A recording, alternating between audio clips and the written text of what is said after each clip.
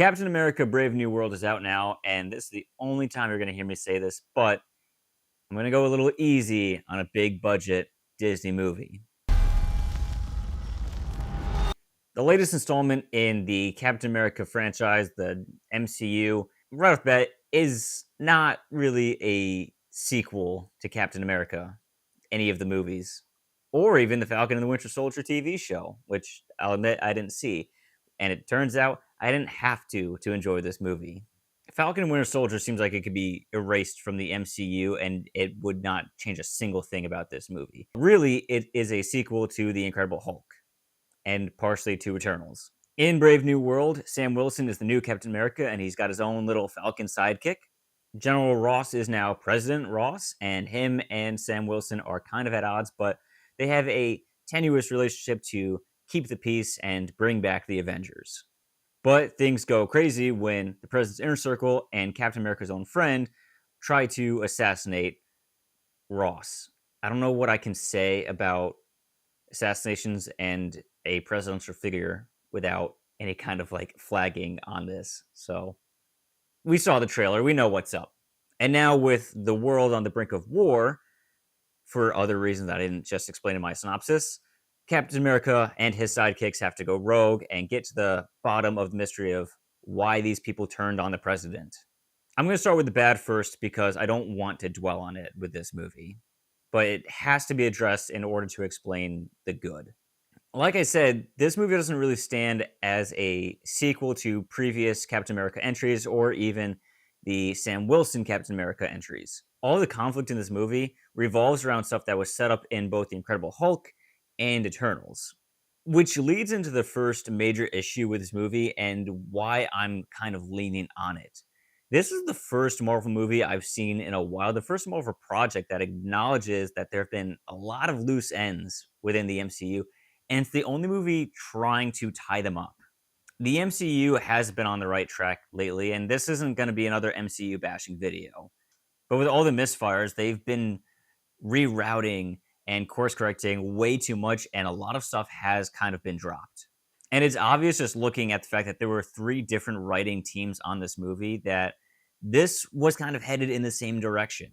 So there is a lot of weight on this to tie up these loose ends fans have kind of been pestering Marvel about, while also being thematically the Captain America movie that we've wanted since Winter Soldier, and that is a gritty, real world take on the character and the state of the MCU. But in trying to juggle both the loose ends of the MCU and the thematic tone fans have been wanting, it has to really play it safe and can't really have an identity of its own.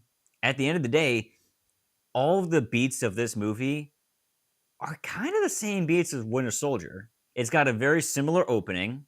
Captain America going in on his own as an agent for the US government, fighting a group of sub-villains, setting up that him and the organization he works for, the government in this case, are kind of at odds, and then has to go rogue, team up with his own Falcon and another Black Widow to go to a government black site, uncover a grand conspiracy theory, and yeah, it kind of ends there. The third act is its own thing. I'll give it that. It's its own third act. But up until then, it is a reskin of Winter Soldier with a lot more at stake. As far as, the franchise goes and the production goes, not the actual story. So I am kind of leaning on this movie. I'm leaning on Anthony Mackie's Captain America. And while he doesn't quite yet embody what the character, the mantle of Captain America stands for, that's kind of the point of this movie. And I'm not saying this in the way of like Anthony Mackie's comments on like, well, Captain America isn't really about America, he's about the world. No, he's not. I mean this in the way of his character journey, and that is, how do you live up to the mantle of Captain America when your predecessor had the super soldier serum? And this is something that I really appreciate about this movie. So we're getting into the good now. One of my gripes with the MCU post Endgame, and maybe a little bit before, is that all the heroes are kind of became homogenous. They're all super soldiers. And I didn't see Falcon the Winter Soldier, but I know it had this problem too, where they just gave a bunch of people the super soldier serum. But even especially in Black Widow, everybody is treated like they are a super soldier. It still takes some suspension of disbelief when, Captain America jumps out of a building and lands on a shield and he just, brushes it off. But it's like, okay, he's got the serum, he's on the steroids, whatever. But when Black Widow does it, and she's just a human with incredible training,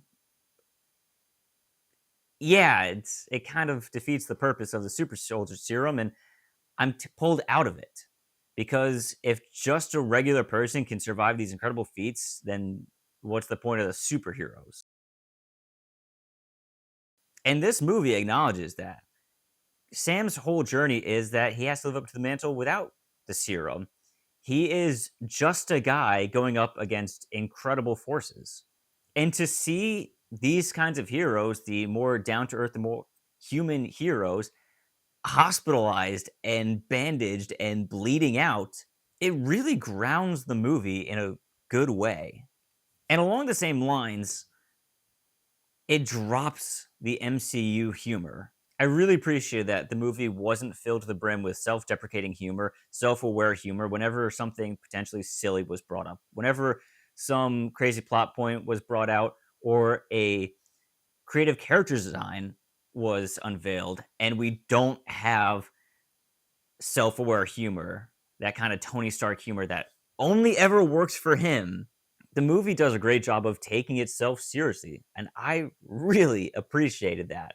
I think that even though the movie was weighed down by the loose ends it had to tie up, it did it in a good way. I thought it was interesting. I don't know if he had a supervillain name, but Tim Blake Nelson's character was, in my opinion, an interesting. I don't think he was a great villain, but he was interesting. I was curious to know more about him, even though, and this is 100% on the trailer, not so much on the movie itself, but it was incredibly predictable.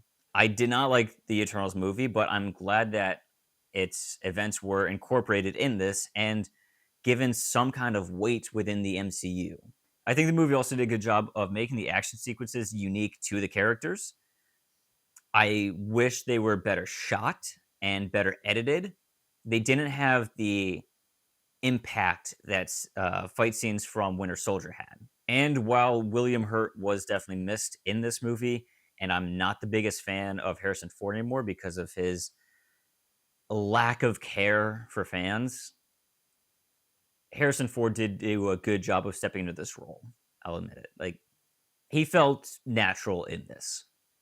The only actor I had any kind of issue with in this movie was Shira Haas. She plays Ruth Botsaroff, the Black Widow type character in this movie. And no, it's not because she's Israeli or her character is Israeli. I don't care about that kind of stuff. Don't let that get in the way of enjoying a movie. No, her acting just wasn't really that great, and her screen presence was awkward. At the end of the day, I think this is a good movie. And like I said, I'm being a little lenient. It's not going to have the biggest cultural impact. Probably won't have any cultural impact. It's a good way to spend 2 hours in the movie theater. I give this movie 3 out of 5 stars, 6 out of 10. Check out what do we use? Letterbox. Check out my Letterbox. There's no review there, but you can follow me anyway.